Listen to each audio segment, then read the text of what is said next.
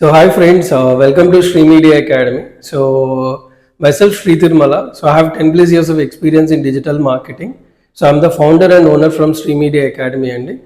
So ఇవాళ మన video వచ్చేసరికి ఏంటంటే common mistakes to avoid in digital marketing. So నా ఎక్స్పీరియన్స్లో బేసిక్గా ఒక డిజిటల్ మార్కెటర్ అనేవాడు ఈ మిస్టేక్స్ని అవాయిడ్ చేస్తే డిజిటల్ మార్కెటింగ్ పరంగా success అవ్వచ్చండి.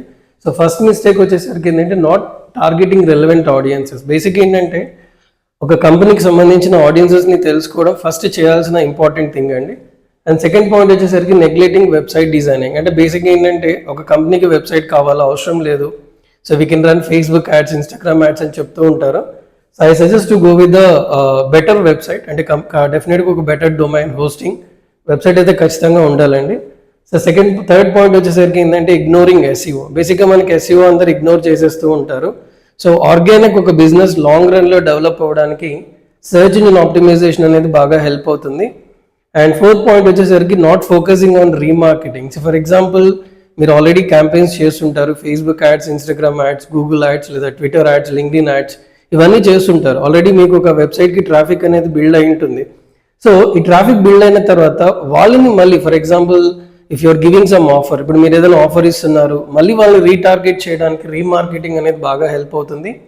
And next avoiding blogs and content. అంటే చాలా మంది ఏం చేస్తారంటే వెబ్సైట్ క్రియేట్ చేసిన తర్వాత ఆ వెబ్సైట్ అనేది ఓన్లీ యాడ్స్ రన్ చేయడానికో లేదంటే పేజెస్కి ఎస్ఈఓ చేసి వదిలేస్తారు. So you can bring traffic by using blogs and content. అంటే బ్లాగ్స్ రాయడం వల్ల క్వశ్చనరీస్, అంటే మీ యొక్క వెబ్సైట్ అనేది ఎప్పటికప్పుడు అప్డేట్ అనేది అవ్వడానికి ఈ బ్లాగ్స్ అనేది బాగా హెల్ప్ అవుతుంది. అండ్ నెక్స్ట్ పాయింట్ వచ్చేసరికి not calculating return on investment. అంటే బేసిక్గా మనకి ఏంటంటే సో మనం యాడ్ బడ్జెట్ అనేది లైక్ స్పెండ్ చేసేస్తూ ఉంటాం, like 10,000, 20,000, 30,000, 40,000 what ever the amount it is like.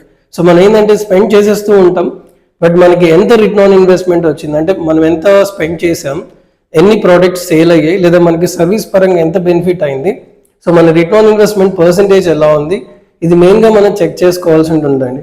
అంటే if you avoid these mistakes, అంటే బేసిక్గా మనకి ఏంటంటే if you know your audience and if you focus on website and if you focus on SEO and remarketing and content and return on investment, if you avoid these common mistakes and then you can be successful in digital marketing. So I'm sharing these tips based on my experience.